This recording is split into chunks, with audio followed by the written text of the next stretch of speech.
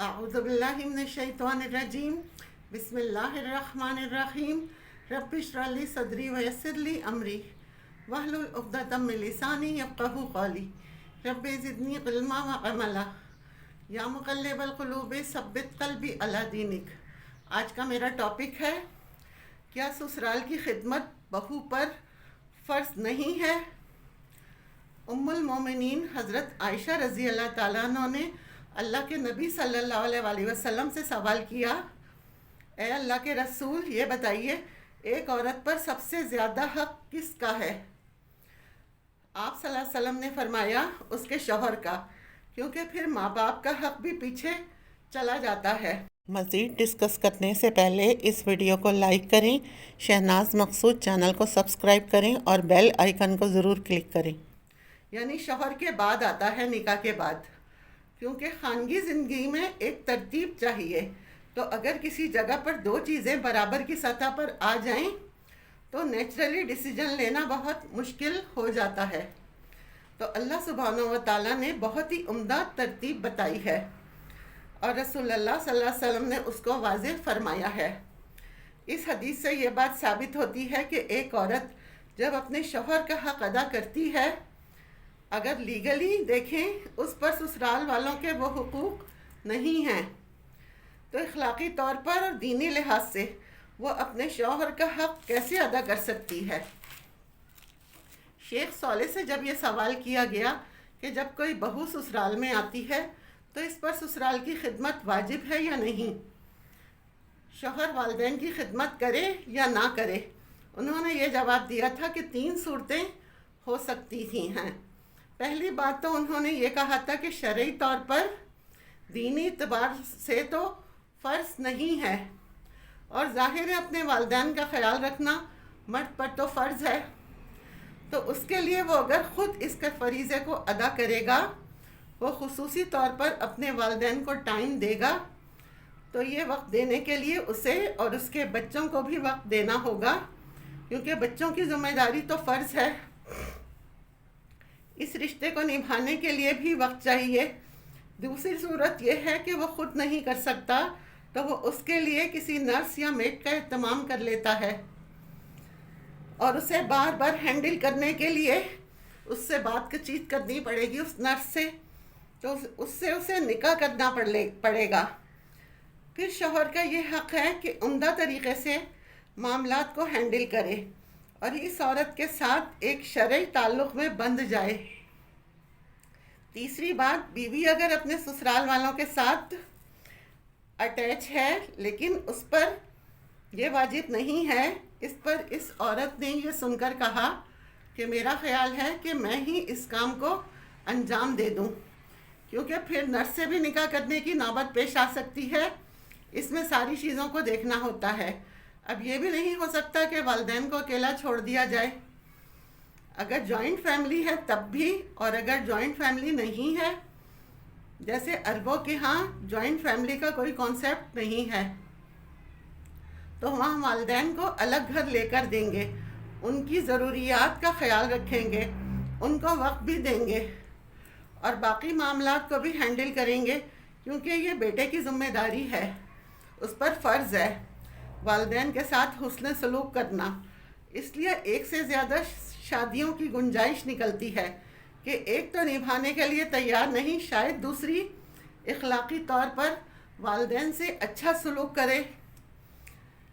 اس society میں رہتے ہوئے جس میں جانوروں پر اور پرندوں سے اتنی محبت ہوتی ہے، پاکستان میں ایک بہت بڑی مقدار میں ڈاگ اور کیٹس کے فوڈ امپورٹ ہوتے ہیں۔ جس گھر میں ڈاگ یا کیٹس ہوتی ہیں وہاں ایک خاص قسم کی اسمیل بس جاتی ہے اور جراثیموں کا گھر بن جاتا ہے، جبکہ والدین کے لیے اولڈ ہومز بنتے جا رہے ہیں۔ یہ سوسائٹی کا کیسا تضاد ہے، اور پھر اس کے لیے جسٹیفائی کرتی ہیں کہ انسان اپنی ایج کے لوگوں میں گپ شپ لگاتا ہے یا بات چیت کر لیتا ہے۔ میرا سوال ان بچوں سے ہے کہ آپ اپنے گھروں میں پیٹس کو جگہ دے سکتے ہیں، ڈاگس کو جگہ دے سکتے ہیں، کیٹس کو جگہ دے سکتے ہیں، تو پھر والدین کو کیوں نہیں جگہ دے سکتے؟ آپ ان کے ساتھ حسن معاملات کر سکتے ہیں، ان کے ساتھ انجوائے کر سکتے ہیں۔ کبھی آپ نے اپنے والدین کا ہاتھ پکڑ کر دیکھا؟ کبھی ان کو چھونے سے وہ حرارت محسوس کی جو ان کی اٹیچمنٹ سے ہوتی ہے؟ آپ کے اندر ڈاگ کا اور آپ کا کوئی کمبینیشن نہیں، کیٹ کا اور آپ کا کوئی کمبینیشن نہیں بنے گا، انسان اور انسان کا کمبینیشن بنے گا۔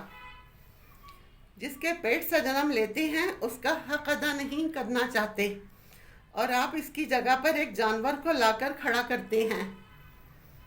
تو اس بارے میں ضرور سوچئے، اور یہ بات بالکل سچ ہے کہ ایک ماں اس بچے کو اپنے پیٹ میں رکھتی ہے، پھر ڈیلیوری کے وقت جب اس کی موت سے جنگ جاری ہوتی ہے، موت سے وہ زیادہ قریب ہوتی ہے، 2 سال پھر وہ اسے دودھ پلاتی ہے، پھر اس کی تربیت کرتی ہے، پڑھاتی لکھاتی ہے، پھر جب وہ کمانے کے قابل ہو جاتا ہے، جب درخت پھل لانے لگتا ہے تو اس کو ایک لڑکی کے حوالے کر دیتی ہے، اس سوچ کے ساتھ جو بہو اپنی ساس اور سسر کے ساتھ ان کی خدمت کرے گی، تو یہ بہت اچھی بات ہے۔ سسرال والوں کی خدمت اور احترام یہ عورت کا اپنا تعارف ہے۔ احترام کرنا آپ کی اعلیٰ تربیت کو ظاہر کرتا ہے، اور ان کی خدمت آپ کے حسن اخلاق کو ظاہر کرتی ہے۔ اگر آپ اپنی اعلیٰ تربیت اور حسن اخلاق کا مظاہرہ کر رہے ہو، شوہر کی اطاعت بیوی پر فرض ہے۔ اگر شوہر اپنے والدین کی ذمہ داری کا بیوی سے کہہ رہا ہے، حکم دے رہا ہے، پھر یہی رشتوں کی خوبصورتی اور مضبوطی ہے۔ پہلی بات تو یہ ہے، دلوں میں گنجائش ہونی چاہیے رشتوں کے حوالے سے۔ دوسری چیز، آپ کے اندر پازیٹیوٹی ہونی چاہیے، مثبت سوچ ہونی چاہیے، کیونکہ مثبت سوچ صحیح ویژن دیتی ہے۔ نیگیٹو سوچ جو ہے وہ ایسا پینک ہے جس کے ساتھ ہم جس رشتے کو دیکھیں وہ دھندلا جائے گا، وہ آپ کو کلیئر نظر نہیں آئے گا۔ سب سے پہلے پازیٹیو سوچ کے ساتھ رشتوں کو ایڈاپٹ کریں۔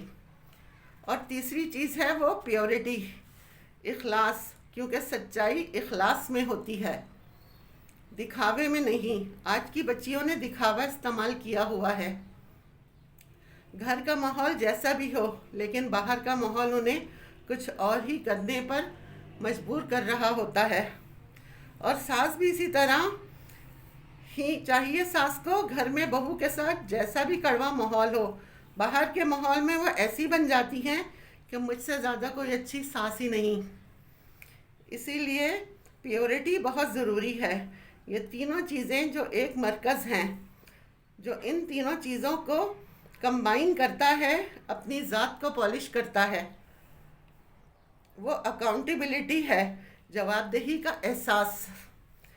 اللہ نے مجھ سے ان رشتوں کا حساب لینا ہے۔ آج اگر ایک بہو ایک ایسا سایہ دار درخت بنے جو ان کے لیے عزت اور احترام کرے، تو کل اس بہو کو بھی یہ کوئی چھاؤں ملے گی۔ حضرت ابراہیم علیہ السلام کے بیٹے، ان کے بارے میں پتہ چلتا ہے، جب ان کی بہو تھیں تو صورتحال کو انہوں نے دیکھا تو کہہ آئے کہ چوکٹ بدل لیں، پھر دوبارہ گئے اور شکر گزاری کے عالم کو دیکھا، پھر کہا کہ اب اس چوکٹ کو برقرار رکھو۔ پھر یہ شوہر اور بیوی کے لیے بھی یہ حق موجود ہے۔ کچھ لوگ بہت زیادہ برائیوں میں نتھڑے ہوئے ہوتے ہیں، ان کے ساتھ زندگی گزارنی ایک عورت کی مشکل ہو جاتی ہے، لیکن ایک عورت اس لیے کوئی فیصلہ نہیں کر پاتی کہ اس کے آگے اس کے بچے آ جاتے ہیں، ان کا مستقبل آ جاتا ہے، اور اگر بیٹیاں ہیں تو کل انہیں سسرال میں تانے ملیں گے۔ ان سب چیزوں کی وجہ سے پھر وہ عورت کمپرومائز کرتی ہے۔ اگر آپ کی جوائنٹ فیملی میں نہیں بنتی، اور اگر وہ الگ رہ کر بھی شوہر سے نہیں بنتی، تو آپ علیحدگی اختیار کر سکتی ہیں۔ اور آج آپ اپنے ساس اور سسر کے ساتھ اچھا برتاؤ کریں گی تو کل آپ نے بھی ساس بننا ہے، کیونکہ یہ دنیا تو مکافات عمل ہے۔ انسان جو بوتا ہے وہی پھر اسے کاٹنا بھی پڑتا ہے۔ واخر دعوانا ان الحمد للہ رب العالمین.